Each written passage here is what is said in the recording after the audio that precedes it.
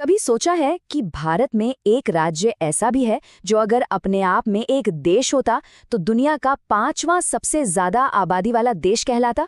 जी हाँ, आज हम बात करने वाले हैं उत्तर प्रदेश की, उस विशाल और जटिल दुनिया की जिसे समझना अपने आप में एक कहानी है। स्क्रीन पर इस नंबर को देखिए, 24 करोड़।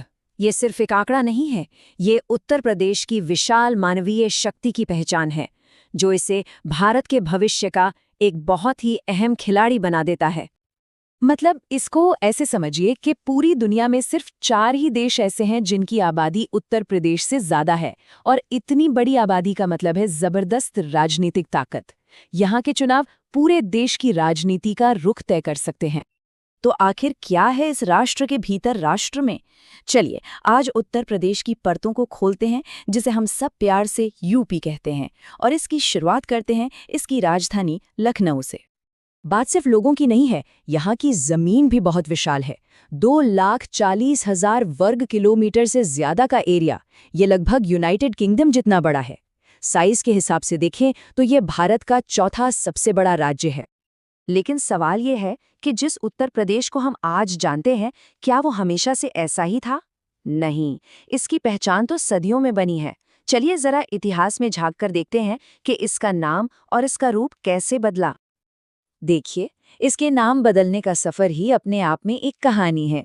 1836 के उत्तर पश्चिमी प्रांत से लेकर संयुक्त प्रांत तक, और फिर आया 24 जनवरी 1950 का दिन, जब इसे अपनी आज की पहचान मिली, उत्तर प्रदेश।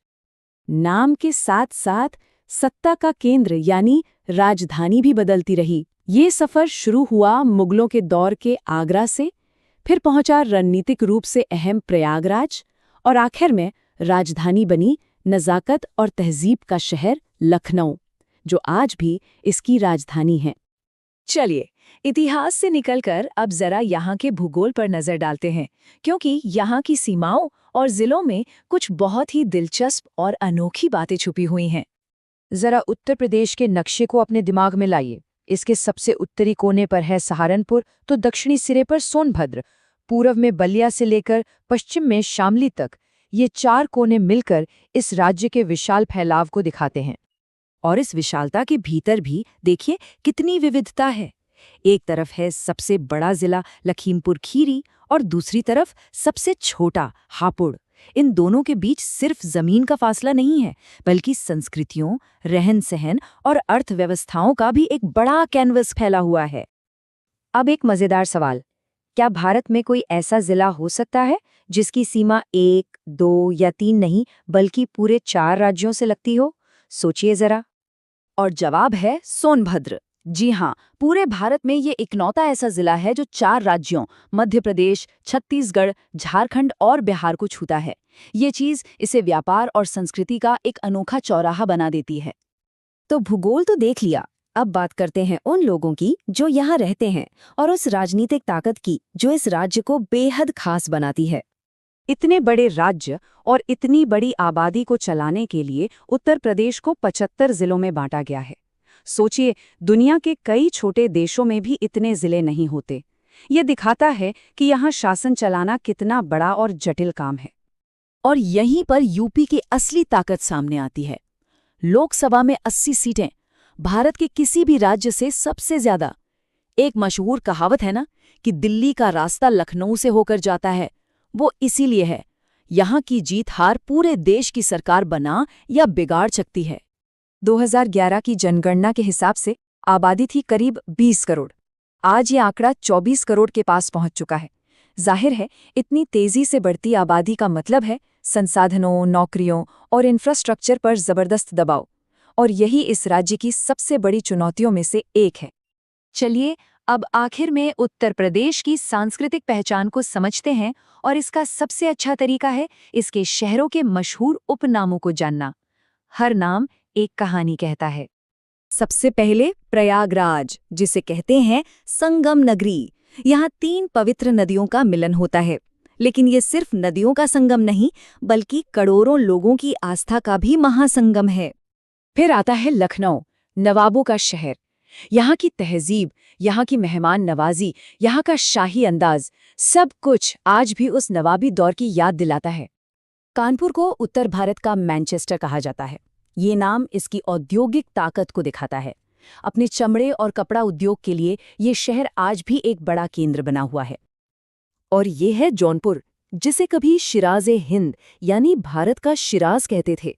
ये इस बात का सबूत है कि एक जमाने में ये शहर शिक्षा और संस्कृति का कितना बड़ा केंद्र था, जिसकी तुलना ईरान के मशहूर शहर शिराज से होती थी।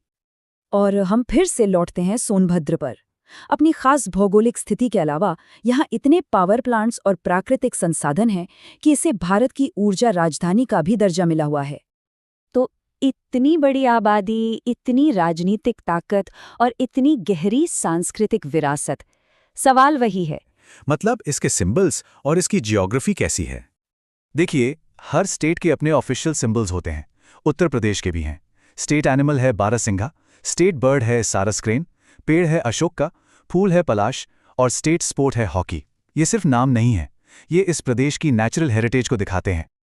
पर एक चीज़ है जो बहुत इंटरेस्टिंग है, वो है इसका राजकीय चिन्ह यानी स्टेट एम्ब्लम। इसके पीछे की कहानी क्या है? ये सिर्फ एक लोगो नहीं है, इसमें तो पूरा इतिहास और कल्चर छिपा हुआ है। ये एम्ब्लम यूपी की गंगा जमुनी तहजीब का एक बहुत ही बेहतरीन एग्जाम्पल है। इसमें जो दो मछलियां दिखती हैं वो अवध के मुस्लिम रूलर्स को रिप्रेजेंट करती हैं, और जो तीर धनुष है वो भगवान राम का प्रतीक है। देखिए, एक ही चिन्ह में कैसे दो अलग अलग संस्कृतियों को एक साथ लाया गया है। और ज्योग्राफी से जुड़े दो क्विक फैक्ट्स जो एग्जाम्स में बहुत पूछे जाते हैं। यूपी का सबसे लंबा बॉर्डर लगता है मध्य प्रदेश के साथ और सबसे छोटा वाला हिमाचल प्रदेश के साथ, ये याद रखिएगा। यूपी की एक और खास बात है, यहाँ 2 हाउस वाला लेजिस्लेचर है जिसे बाइकैमरल सिस्टम कहते हैं। एक है विधानसभा जिसमें 403 सदस्य होते हैं 5 साल के लिए, दूसरी है विधान परिषद जिसमें 100 सदस्य हैं, और ये एक परमानेंट हाउस है। परमानेंट का मतलब ये कभी भंग नहीं होती। इसके मेंबर्स का टर्म 6 साल का होता है और हर 2 साल में 1/3 मेंबर्स रिटायर हो जाते हैं। अब जरा उन लोगों की बात करते हैं जिन्होंने इस स्टेट को लीड किया है, मतलब इसके लीडर्स और उनकी लेगेसी की। अगर गवर्नर्स की बात करें तो यहां भी बड़े बड़े नाम रहे हैं, जैसे वी गिरी जो बाद में भारत के राष्ट्रपति बने और अभी हैं आनंदीबेन पटेल। लेकिन एक नाम है जो हिस्टोरिकल पॉइंट ऑफ व्यू से सबसे ज्यादा इंपॉर्टेंट है, और वो नाम है श्रीमती सरोजिनी नायडू का। ये फैक्ट बहुत ही ज्यादा जरूरी है। वो सिर्फ यूपी की ही नहीं बल्कि पूरे भारत में किसी भी स्टेट की पहली महिला गवर्नर थीं। ये एक हिस्टोरिकल माइलस्टोन था। चलिए अब हमारे आखिरी और एकदम फास्ट पेस्ड सेक्शन में चलते हैं। यहां हम यूपी से जुड़े कुछ यूनिक रिकॉर्ड्स और फर्स्ट्स के बारे में जानेंगे। यूपी के नाम कई फर्स्ट्स हैं, जैसे इंडिया की पहली महिला मुख्यमंत्री सुचेता कृपलानी यहीं की थीं। पूरे एशिया का पहला डीएनए बैंक लखनऊ में बना, और देश के पहले लोकायुक्त विश्वंभर दयाल भी यहीं के थे। इस प्रदेश की मिट्टी ने देश को कई ऐसे महान लोग दिए हैं जिन्हें भारत का सबसे बड़ा सम्मान भारत रत्न मिला। इसमें पंडित जवाहरलाल नेहरू और श्री अटल बिहारी वाजपेयी जैसे पॉलिटिक्स के दिग्गज हैं, तो उस्ताद बिस्मिल्लाह खान जैसे संगीत के जादूगर भी शामिल हैं। और अब एक आखिरी लेकिन बड़ा ही कमाल का जियोग्राफिकल फैक्ट। सोनभद्र ये भारत का अकेला ऐसा जिला है जो 1, 2 या 3 नहीं बल्कि 4 अलग अलग राज्यों के बॉर्डर को टच करता है ना? कमाल की बात।